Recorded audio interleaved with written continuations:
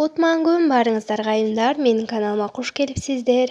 Бүгүн сиздер менен өтө оңой жана да бат даярдалуучу магазиндеги сметанадан айырмасы жок айран жасаганды үйрөтөмүн. Андыктан видеону аягына чейин карап, каналга катталып, лайк коюп, комментарий жазууну унутпаңыздар. Бул айрандан мен ар түрдүү пирогторду жана ошондой эле сметанник дагы жасаймын. Өтө сонун болот, өзүнүн формасын жакшы кармайт. Даамында болсо сөз жок. Мынакей коюлугун караңыздар. Мен 15% сметана колдондум.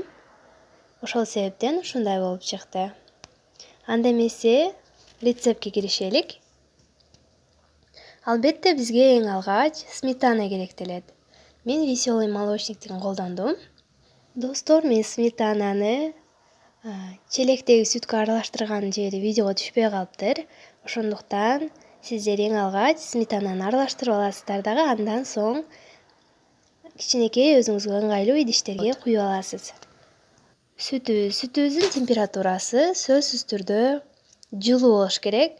Өтө муздак болсо жана дагы өтө ысык болсо болбойт. Ошондуктан температурасына өтө маани бериңиздер. Эмнеге мен майда идиштерге бөлүп жатамын? Себеби холодильникке салып коебуз азыр баарыбыз эле. Ошондо көпкө чейин бузулбай турат. 1 айга чейин дагы эч нерсе болбой тура берет. Биринчисин колдонуп, балдарыңызга берип, кийинкисин ачсаңыз, кийинки айраныңыз дагы ошол бойдон ачыбай турат. Ошол себептен ушундай кылып бөлүп коёмун. Сиздер кааласаңыздар баночкаларга, бөтөлкөлөргө дагы куюп сактасаңыздар болот.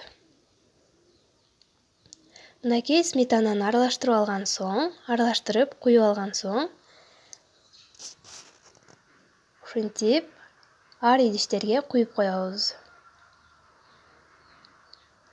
Албетте жылуу жерге ороп, 4 саатка чейин ороп коебуз. Андан ашык кармаган болсоңуз, бир аз ачуу даам болуп калат, ошондуктан карап туруңуз. Арадан 4 саат убакыт өттү, достор, мынакей биздин сметанабыз даяр болду. Сөзсүз түрдө холодильникке же болбосо муздак жерге коюп коебуз.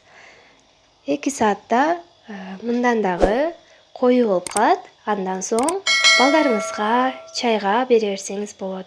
Видеону аягына чейин көргөнүңүздөргө рахмат. Сөзсүз түрдө катталып алыңыздар.